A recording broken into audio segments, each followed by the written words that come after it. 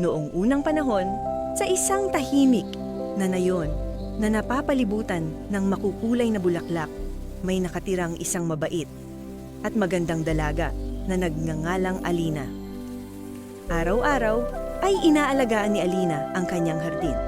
Para sa kanya, ang mga bulaklak ay hindi lamang halaman, kundi mga kaibigan.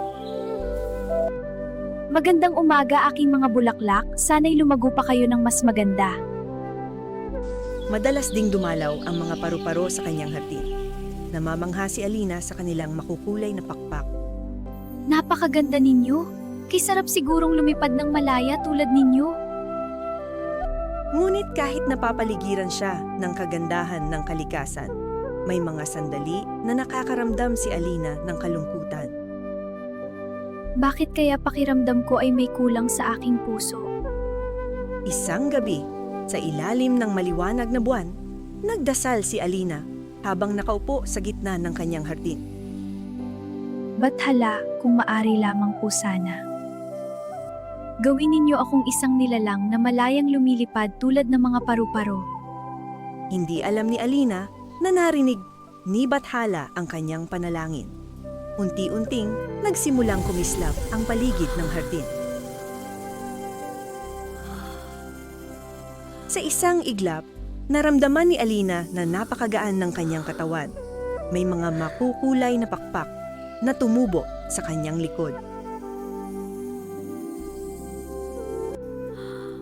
May pakpak ako? Nangyayari ba talaga ito? Dahan-dahang ikinampay ni Alina ang kanyang bagong pakpak at siya'y lumipad sa unang pagkakataon. Napakagaan at napakasaya. Lumipad si Alina sa ibabaw ng mga bukirin at mga bahay sa nayon, habang ang mga tao ay namamangha sa kanyang kagandahan. Tingnan ninyo, isang napakagandang nilalang ang lumilipad sa langit.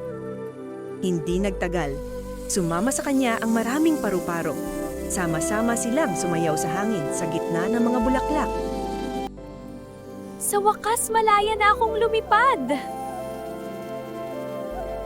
Mula noon, si Alina ay naging tagapagbantay ng mga bulaklak at hardin. Pangangalagaan ko ang kagandahan ng kalikasan habang ako'y lumilipad sa hangin. At sinasabing, hanggang ngayon, ang mga paru-paro na nakikita natin sa mga bulaklak ay alaala ng dalagang nagngangalang Alina, ang unang naging paru-paro. At iyan ang alamat kung paano nagkaroon ng mga paru-paro sa mundo.